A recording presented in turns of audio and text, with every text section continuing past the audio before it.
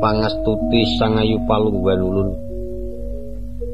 Kakang Rada mbuya dadi kejoting penggalih kita ulun timbali majeng wonten ngarsa ulun Kakang Kanika Putra. Ong Siwarsana, nggih ulun tampi tangan kekalih pangandikanipun Adi Guru. Ingkang rumentah dhateng ing Raka Sigra pangudal-udal suduk wangsul.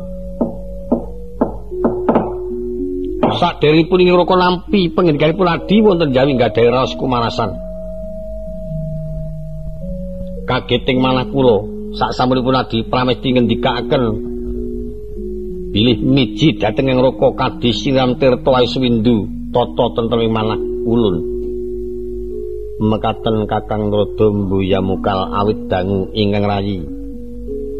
Mboten angaturi Kakang Rada tuwin para putra-putra Jiwandana ngadhep wonten pasawanan. Nggih.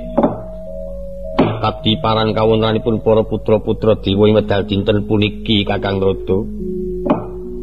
Engetipun ing Raka kados mbuya wenten ingkang nglirwaken para putra-putra Jawata ketingal ngadhep ing Abhyantara tansah cumadong dawuh menapa ing ngakersakaken. Syukur bejo sewu penyarian semenuga kita padha basuki. Kula nuwun nampi pangestunipun Rama Pada pukulun kados mboten kirang tunggal menapa. Iswanipun ingkang putra dasar kula kepareng aturaken pangabekti mugi kunjuk pun ngandhap pada kulun. Ulun trima kita ngaturake pangabekti ana ngarsa ulun ora liwat pangastuti ulun gage tampan rono penyarian. Katancang kuncang meni mugi ndadosna jimat sak lami-laminipun. Lho niki. Wangsul wonten ngarsanipun Kakang Rada. Nggih kundur pangandikanipun Adi miji dhateng Raka wonten paring pangandika katiparan. Istanipun wonten ing ulun Rembag lan ulun badhe mangertos menggah kawontenanipun goro-goro ingkang leluh wonten kayangan.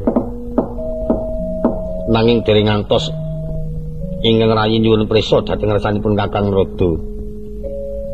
Mbok bilih mboten klentuing pandugi menika ingkang wayah Prabu Jaka Pitana ngadhep wonten kayangan tanpa katimbalan dening para dewa. Dipun tutaken kalian Begawan Durna Kakang Rada. Kencang karo ya. Saking wawasanipun ing Raka ngendikaken bilih kayangan wonten goro-goro ingkang mongko dereng ngantos Adi Pramesti paring pangandikan. Sampun wonten bukti-bukti bilih wonten Tamertapada ingkang ngadhep tanpa katimbalan. Mbok menawi saking pandugi kula ingkang nimbulaken goro-goro yetita ing kesuwan tanpa katimbalan menika. Yen mekaten mboten wonten awonipun Suyudana badhe ulun timbali. Ingkang perlu ingkang rayi kepengin badhe mangertos menapa wigatosipun titah ngadhep dhateng kayangan ingkang tanpa tinimbalan dening para apsara. Nyumanggaken namung ing Raka ngaturi paweling dhateng Adi Guru ingkang atos-atos paduka menika dewa. Ulun aturi netepi anggenipun jumeneng dewa. Mbuyake ing pengaruh Adi Pramesti mbuyake ing nindakaken ban cindhe ban siladan.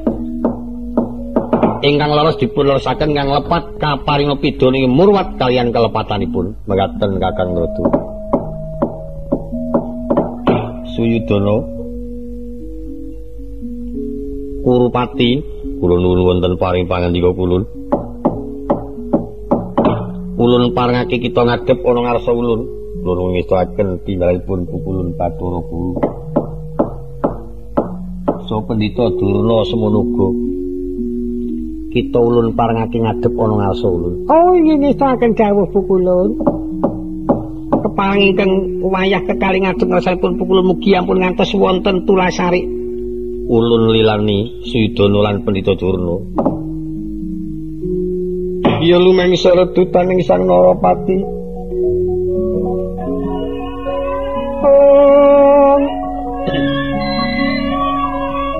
Katekaping Prawandawa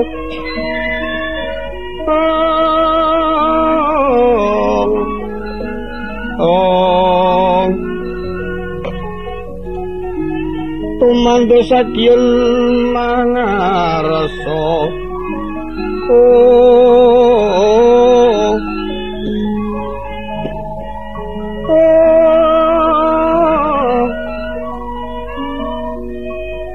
Panono kang kutiwa raras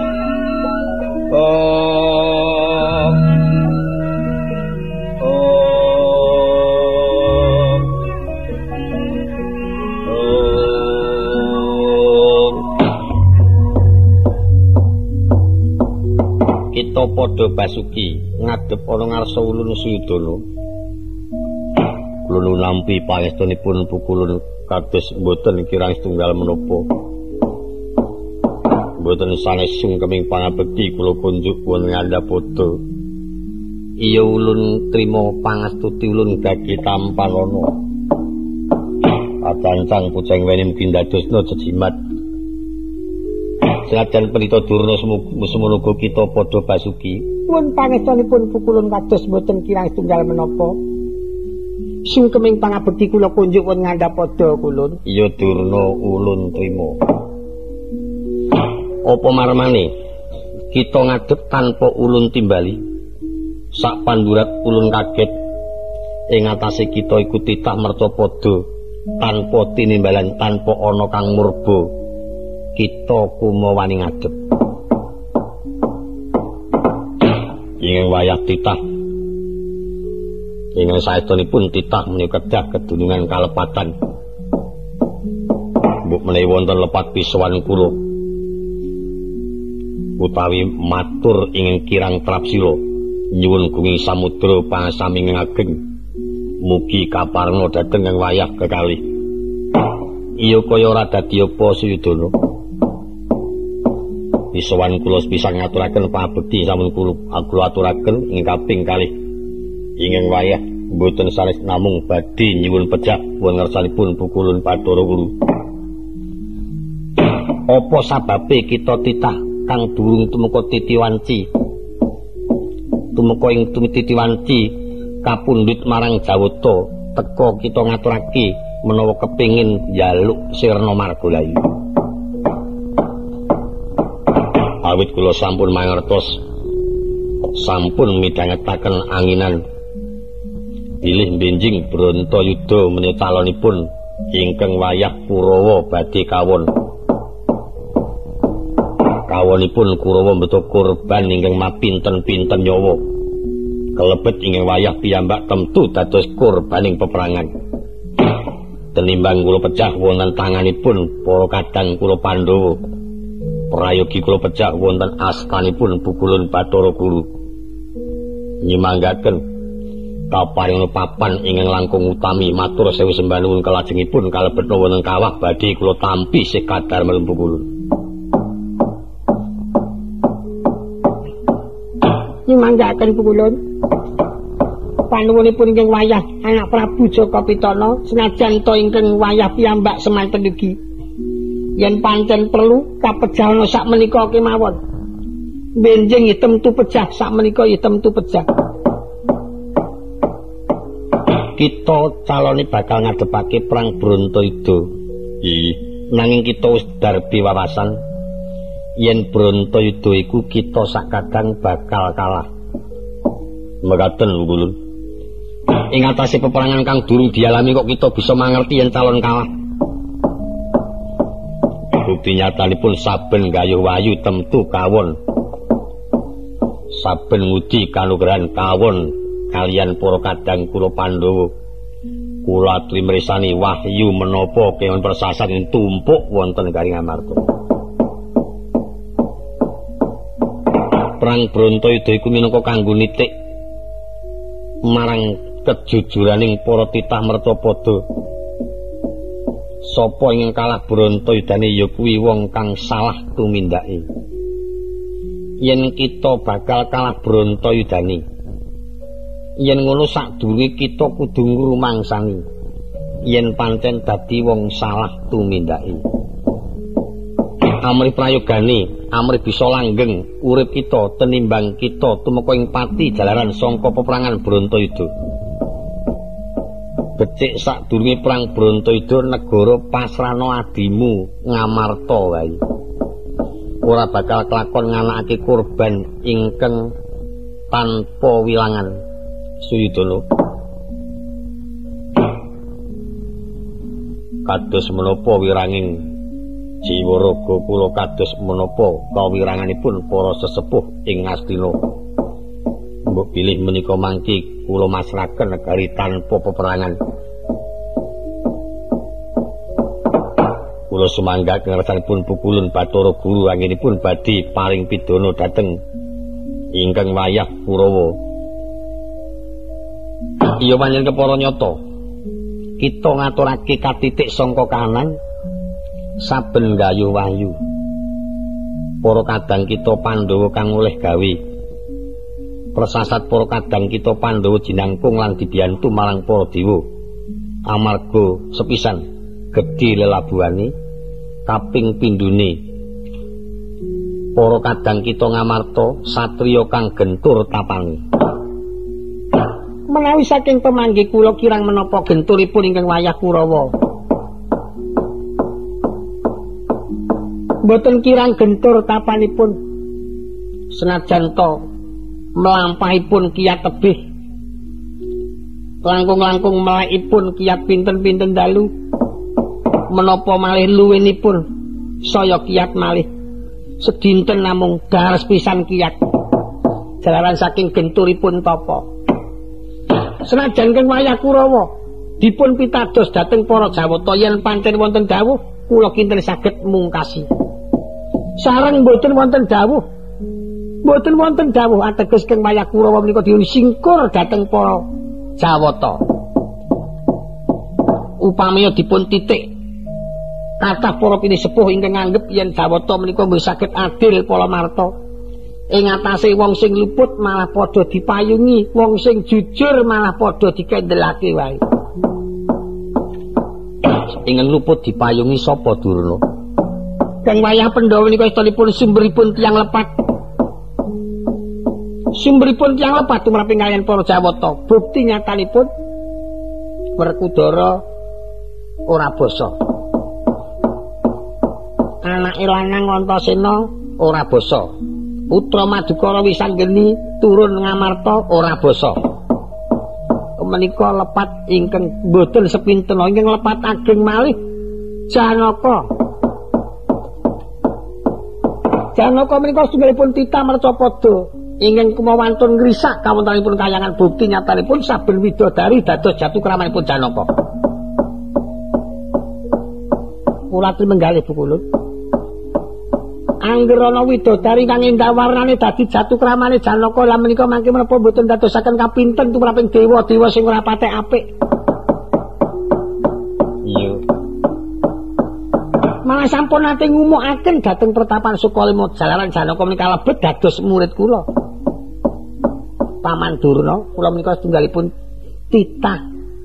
Setunggalipun tiyang ingkang kajen kairingan Jawata kemas sedaya sami mundhut pitulungan kaliyan kula. Wonten menapa-menapa kayangan kula ing depani peperangan, wonten menapa-menapa kula saged nentremaken nang widodari-widodari menika sedaya dados gagahan kula. Mboten ngemungaken widodari-widodari silegan, ingin sampun kagungan garwa kemas sedaya sami dados gebangan kula. Lho, nika menapa mboten ateges ngumukaken. Mboten ngemungaken garwanipun para dewa-dewa senajan to garwanipun Sang Hyang Guru piyambak. Menika dados gebangan kula. Menapa mboten ateges ngremaken dhateng asmanipun Pukulun Bathara Guru. Wonten mriku menika ingkang wayah Kurawa sami kagungan pemanggih yen ngono tresnaning Pandhawa karo dewa kuwi ngono lair. Ora kena dijunjung-junjung asmane, ora kena dibantu dipayungi marang para dewa. Kula kekalih sowan ngrasanipun Pukulun kula atri menggalih menapa mboten ateges sing luput dijangkung dipayungi, sing bener disingkur kang wayah Kurawa. Seseking runanggana Runanggono magawiya gelar sira wang-wang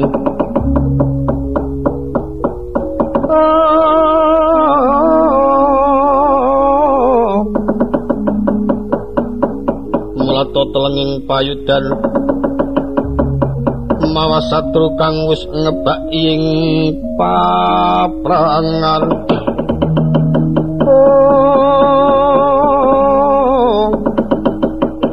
sikro ngajeng lopo sakalira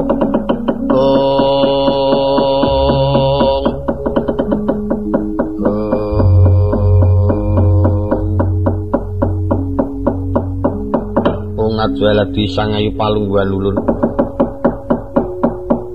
Durna kula nuwun wonten paring pangandika kula atur kita kanggo mengkono mau ora luput tegese ora gawe-gawe kula menika sampun sepuh kula menika sampun ragi sacekap yuswanipun mboten perlu kula damel-damel matur menapa lasipun dewa semanten yen pancen pukulun tresna dhateng keng wayah para kadang Pandhawa nyumanggaaken mila keng wayah Angger Suyudana sakadang yen saged nyuwun pejah sakmenika kemawon.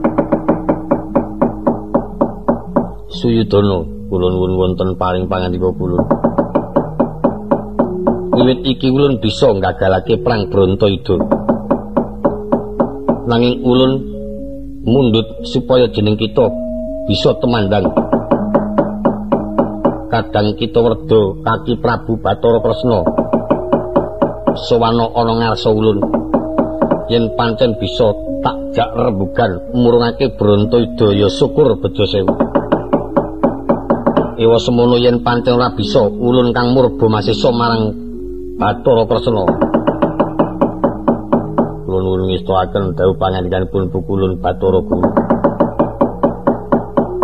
Durna kula nuwun wonten paring pangandika kula putramu Suyudana tutna awit sangka etining pamikir ulun siji Bathara Kresna loro pamungkas ing Pandhawa iya Sedewa yen ora bisa kena tak jak rembugan loro iku ulun Sate Kawat Candra dimuka bisa Brontoyuda digagalake matur sewu sembah nuwun nyuwun pangapunten kula keparenga ingkang wayah nyuwun pamit medhak dhateng Mercapada ngrembak sepados keng wayah Angger Kresna saged kula suwanaken ngersa paduka kulun sing praitna ngati-ati. Senajan keng wayah nyuwun pangestu kepareng medhak dhateng Mercapada ngestu padha dawuhipun pukulun Bathara Guru aja kaya bocah cilik Suyudana.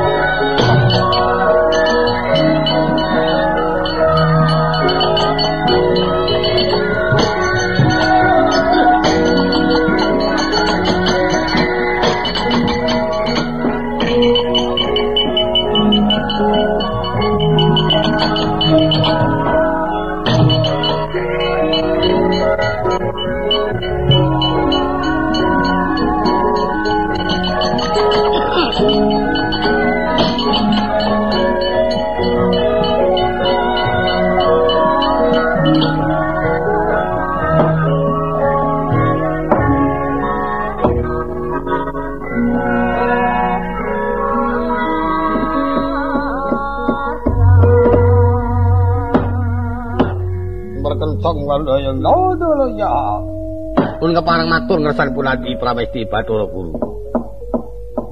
Kades pundi Kakang Rada?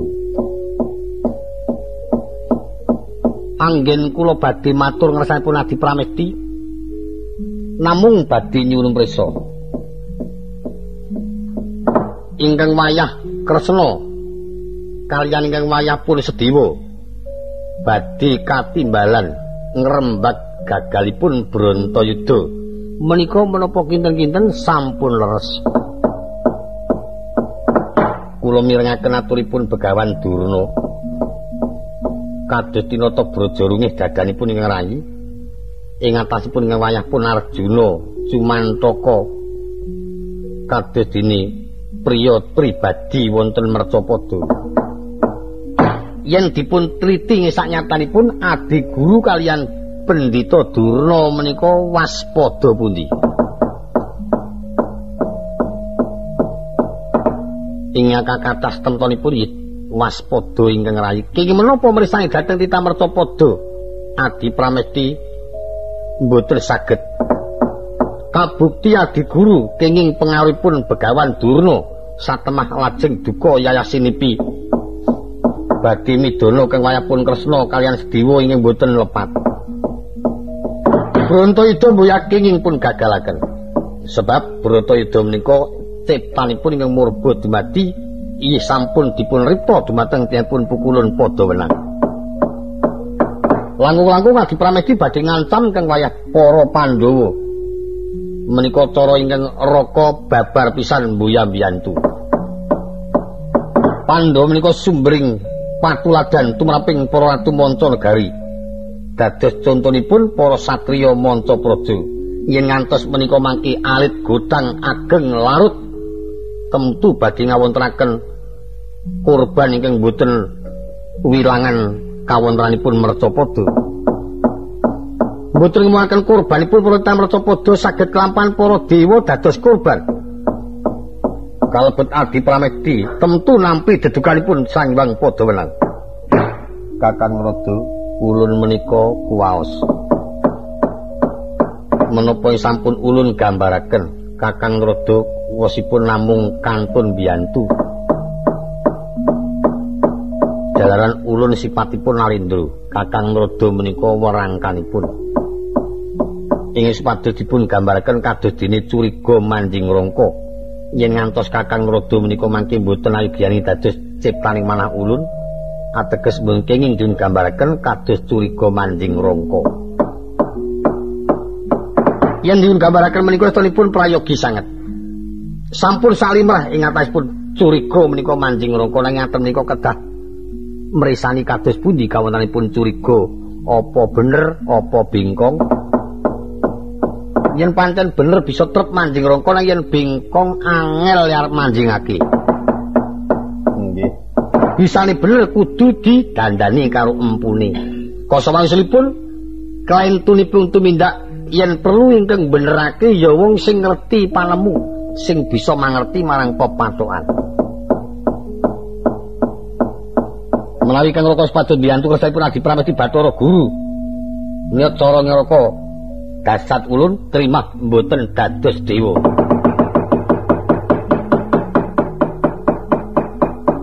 Yen ngaten Kakang Rada wedal menika mbuya kenging ngagem-agemaning Jawata awit ulun gadah pemanggi ingkang mekaten ing isinipun badhe nentremaken kawontenanipun kayangan badhe ndandosi dumateng kawontenanipun jagat. Kakang Rada mbuya nayogyani badhe ndandosi dumateng kawontenanipun jagat. Kakang Rada mbuya nayogyani. Mila Bratayuda ulun gagalaken awit ulun badhe nyirnaken dumateng titah-titah ingkang damel cacating dewa. Kados dene Werkudara Antasena Wisanggeni nggih saged tata krama nyirnaken titah ingkang dados cacating dewa kados dene ingkang dilampahi dening Arjuna ingkang mewantun nyamah asmaning para apsara. Senajan ing Raka kakendhelaken anggenipun dados Jawata mboya kabutan.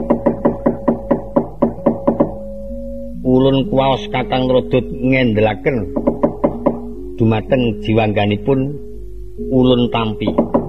Nanging wiwit dinten nika Kakang Rada mboya kenging mapan wonten kayangan Suralaya. Ulun trima lereng dadi diwerakna mapan kayangan Mercapada mboya kurang papan. Kayen ulun padocet wingking dumateng tumindak ingkang lalisir saking paugeran trima mboya mangertosi kawontenanipun kayangan Suralaya. Dupi Adi Pramesti menika sepatipun Narendra Dewa ingkang gedhe pangwasane nek dipun padosi sanyatanipun panguwasa menika ora kena kanggo memedi.